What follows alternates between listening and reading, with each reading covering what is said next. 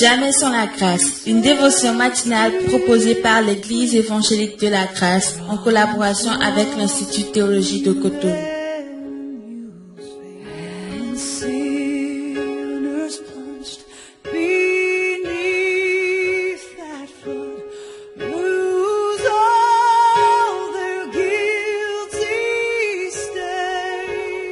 Bonjour chers amis, chers internautes, toujours votre ami de tous les jours, Arnaud de Messanville de l'Église évangélique de la grâce au Bénin. Bienvenue dans cette nouvelle provision de ce jour. Père, merci de bénir ton peuple encore. Et c'est une nouvelle journée avec une nouvelle provision. Merci de nous connecter à ce que tu veux faire encore dans cette journée en ton nom précieux Jésus. Amen. Alors ce matin, je vous propose un verset que vous connaissez très bien, mais sauf que je vais le lire dans une autre version pour briser un peu l'esprit de familiarité. Donc je le lis dans la version parole vivante. Donc c'est Jean chapitre 3, le verset 16, où il est écrit: Oui, Dieu a tant aimé les hommes qu'il a donné son Fils, son unique, pour qu'aucun de ceux qui se confient en lui ne soit perdu, mais que chacun accède à la vie éternelle. Amen. Oh, j'aime bien quand ce verset qui commence avec une certitude. Oui, donc c'est une certitude. Nous trouvons une grande certitude, une assurance dans son amour.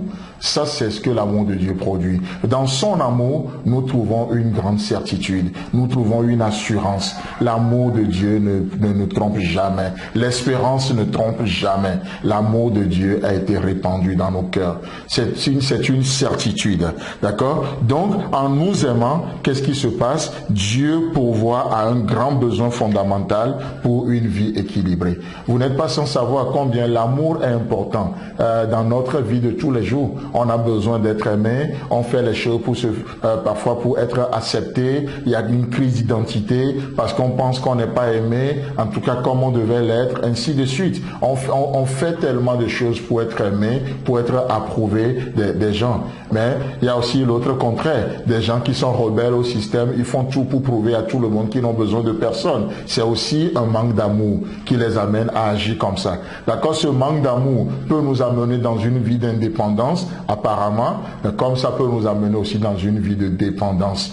L'amour de Dieu est une certitude. Et laissez-moi vous dire que l'amour c'est la voie par excellence. Et j'aimerais vous parler un peu de ça ce matin. C'est la voie par excellence. Pourquoi? Parce que l'amour trouve toujours le chemin qu'il faut pour venir à toi.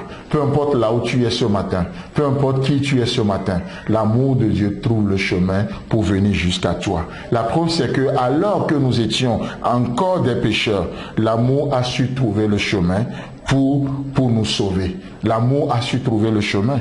Alors que nous étions loin et étrangers de Dieu, l'amour a trouvé la voie pour nous rapprocher de Dieu et pour faire de nous des citoyens célestes. L'amour, c'est la voie par excellence. C'est la voie par excellence. C'est pourquoi tout le commandement est résumé dans ces deux mots. Aimer Dieu de tout son cœur et puis aimer son prochain. L'amour, c'est la loi, c'est la voie par excellence. La voie par excellence. L'amour a trouvé le chemin pour restaurer Pierre, alors que Pierre a renié Jésus-Christ. L'amour a trouvé le chemin qui mène jusqu'à Pierre, parce que Pierre a besoin d'être restauré. L'amour a trouvé le chemin pour appeler Paul et pour faire de lui le plus grand des apôtres de tous les temps, alors que ce dernier, c'est un meurtrier. Il a massacré l'église. Il a fait des choses horribles. Oh, que dirons-nous de Moïse? Un autre meurtrier. Que dirons-nous de Amos? On peut citer tellement de gens. La liste est encore longue. Et ce matin, que dirons-nous de toi? Que dirons-nous de moi? L'amour trouve toujours le chemin pour venir jusqu'à nous. Peu importe là où nous sommes, l'amour ne change pas, mais l'amour change des vies. L'amour ne change pas, mais l'amour change des vies.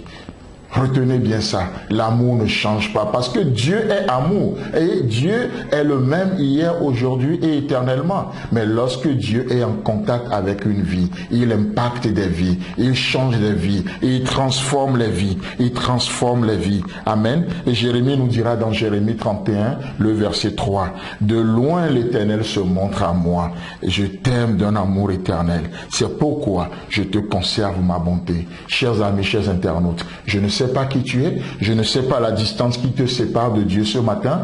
Peut-être tu n'es même pas chrétien, tu es loin de Dieu. Peut-être que tu es chrétien, mais tu vis dans le péché, tu es aussi loin de Dieu. Mais laisse-moi te dire une chose, peu importe la distance, l'amour trouve le chemin pour venir jusqu'à toi. La preuve, c'est que si tu écoutes cette dévotion ce matin, c'est que l'amour a su trouver la voie pour venir jusqu'à toi. Alors, une chose que j'aimerais vous encourager à faire, cet amour vient à toi ce matin, alors reçois-le, laisse-toi aimer. Juste va devant Dieu ce matin, dis Seigneur, merci pour ton amour. Je ne suis pas digne, je ne suis pas digne, je ne suis pas digne. Et vous savez quoi? On ne sera jamais digne.